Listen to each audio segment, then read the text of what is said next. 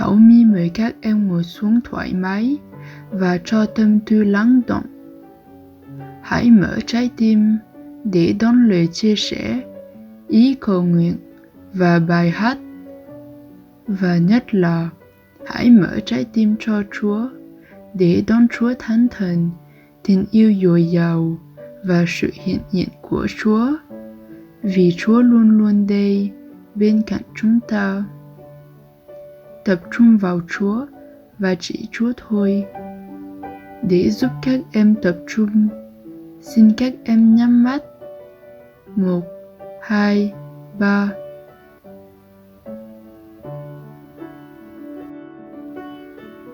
Ba, 2, 1. Bây giờ, chị mời các em làm dấu. Nhân danh Cha và Con và Thánh Thần. Amen.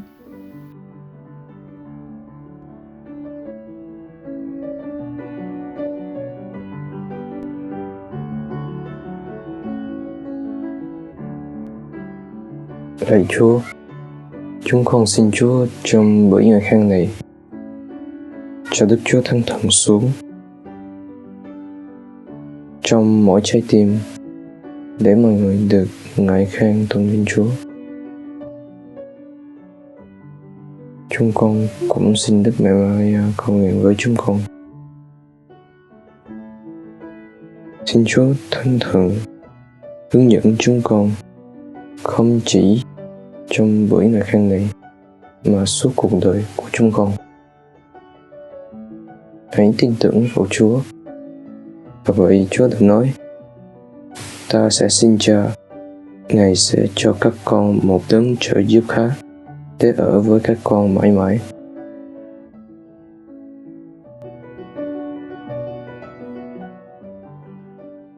Salut, aujourd'hui c'est moi qui va faire le premier partage du projet. J'espère qu'il vous plaira parce que moi ça m'arrange. Donc je vais vous lire un passage biblique. Les épreuves sont un sujet de joie car elles produisent la persévérance. Et moi j'ai choisi ce passage parce que j'aimerais parler de la foi. Et plus précisément comment la garder. Parce que pour moi, garder la foi, déjà c'est une épreuve. Une épreuve chaque jour parce que chaque jour j'ai l'occasion de soit rester chrétien, soit laisser ma foi partir en vacances. Et à chaque fois, j'essaie de me respecter moi-même. Je pense que garder la foi, aujourd'hui, c'est un sujet qui est très d'actualité. Parce qu'avec les confinements, les restrictions, avec le fait de ne plus pouvoir se rassembler physiquement, perso, pour moi, c'était très difficile de garder la foi. La preuve, pendant les confinements, moi, j'ai assisté à très peu de messes. Et je pense que la communauté, elle a un rôle ultra sous-coté dans notre foi. Je pense que pouvoir vivre sa foi en communauté, c'est quelque chose de très très très précieux. Je pense qu'on est tous d'accord pour dire que si la mission catholique vietnamienne n'aurait pas vu le jour, je serais pas là en train de vous parler, vous serez pas là en train de m'écouter, et on serait pas les mêmes personnes. Pendant le carême, on a pu se réunir régulièrement en petits groupes, et moi perso ça m'a fait grave du bien, vraiment, ça m'a trop fait du bien. Parce que j'ai pu, on a pu éveiller mon âme, éveiller mon cœur, réveiller ma foi, et je pense que déjà si on s'était pas réunis pendant le carême, j'aurais passé un carême pas ouf, vraiment pas ouf, sans plus quoi. Donc ouais, vivre en communauté c'est ultra enrichissant, et si un jour vous vous sentez mal, vous vous sentez déconnecté de Dieu, moi tout ce que je vous souhaite c'est juste pouvoir vous rapprocher de vos amis, de votre famille, et tout ira bien. Vraiment, tout ira mieux, ne vous inquiétez pas, tout ira bien. Par ailleurs, on a pu voir pendant le carême, avec notre petit groupe, que la parole de Dieu, c'est pas juste la Bible, c'est pas juste des textes et un livre.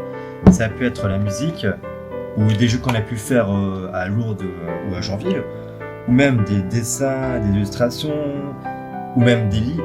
Non, là, je sais pas lire. Ou même des films. Oui, il y a des gens qui ont connu Jésus grâce à des films, donc du coup voilà, c'est trop bien. La parole de Dieu c'est ultra vaste, ça peut te toucher à l'art et tout, donc il n'y a pas que la lecture. J'aimerais lire un deuxième passage qui est Jésus dit « Je suis la lumière du monde, et celui qui me suit ne marchera pas dans les ténèbres, mais il aura la lumière de la vie. » Moi je me souviens en 2018, Putain, c'est fou, j'ai jamais dit à mes potes. En 2018, j'étais en dépression pendant environ un mois. Voilà. Non, en vrai, il y a une période où je m'aimais pas, où je me sentais un peu seul parce que j'affrontais tous mes problèmes. Et parfois, je pleurais parce que je me sentais pas à la hauteur de mes propres problèmes. Moi, je me sentais pas à la hauteur de ma vie, quoi. Il y a une période où je m'aimais pas. Et quand toi, même toi, tu ne t'aimes pas, c'est sûr, tu vas aller nulle part dans ta vie. Genre, clairement, tu peux aller nulle part. Et moi, ça m'a appris quelque chose. C'est que ouvrir son cœur, c'est ultra important. Lorsque tu es dépressif, lorsque tu es déprimé, etc.,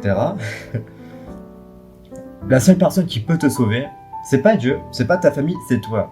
Parce que si toi, tu fermes ton cœur à Dieu, ça sert à rien. Clairement, ça sert à rien. Et c'est pour ça que moi, je peux vous dire que Dieu, déjà, il existe, parce qu'il a sauvé ma vie. Je me souviens, il y avait une nuit où je me sentais mal, j'ai très peu confiance en moi, je déprimais, et je me suis dit, vas-y, on va se rapprocher de Dieu, parce que Askip, c'est quelqu'un de sympa, donc vas-y. Du coup, je me suis mis à écouter des musiques chrétiennes que j'avais découvertes à Janville, et ça m'a fait, et j'étais touché. En fait, ouais, j'étais touché par la parole de Dieu. Et sans déconner, je me suis senti beaucoup mieux dans ma peau. Déjà, lorsque moi, je m'aimais pas et que j'ai compris que Dieu m'aimait, ça m'a fait quelque chose. Et petit à petit, ouais, bon, je me souviens plus trop de quand ça s'est fini, mais je me sentais beaucoup mieux. Et j'ai réussi à battre cette première dépression. Donc, voilà, la parole de Dieu sera toujours là, juste, s'il vous plaît, ouvrez votre cœur, quoi. Enfin, pour conclure ce partage, je vais faire la prière. Seigneur, lorsque l'horizon s'assombrit, que la tempête s'abat, que l'espoir se cache, sois l'étoile qui brillera, qui réchauffera nos cœurs de ton amour infini. Merci de m'avoir aimé lorsque même moi ne m'aimais pas.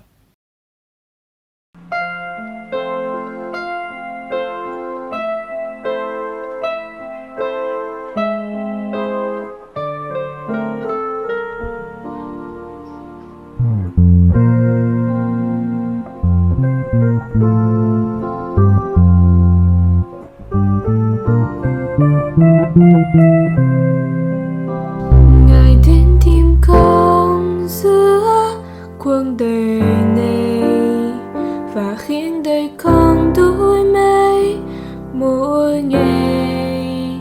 Ngài đến tìm con giữa cuộc đời này và bên cạnh con từng giây phút đây. Tình yêu cha lớn lao luôn vui sướng biết bao. Tạ ơn cha đã đến nhân gian tìm con, đã khiến tâm con bình an đầy thoa vui. Tình yêu cha lớn lao luôn vui sướng biết bao. Tạ ơn cha đã đến nhân gian tìm con, đã khiến tâm con được đổi mới ở trong Ngài.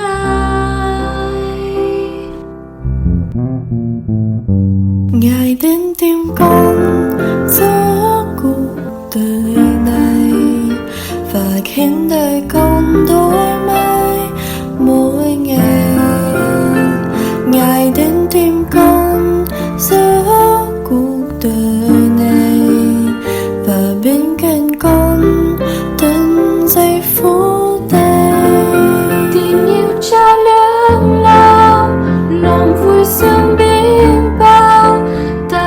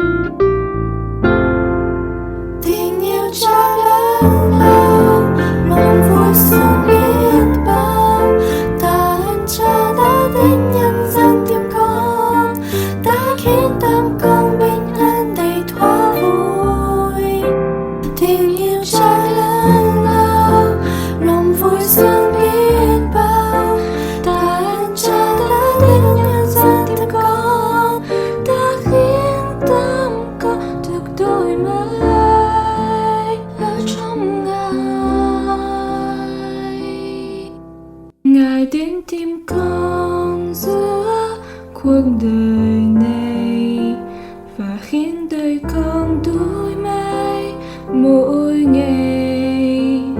Ngài đến tìm con giữa cuộc đời này và bên cạnh con từng giây phút đây.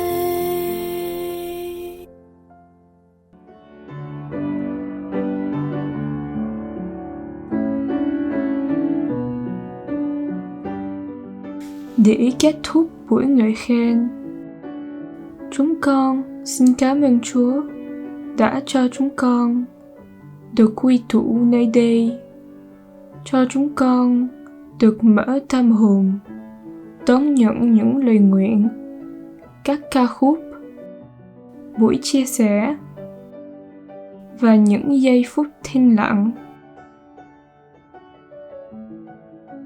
Giờ đây, Quỳnh Nhi xin mời tất cả hãy dâng lên Chúa buổi ngợi khen này. Nhân danh Cha và Con và Thánh Thần. Amen.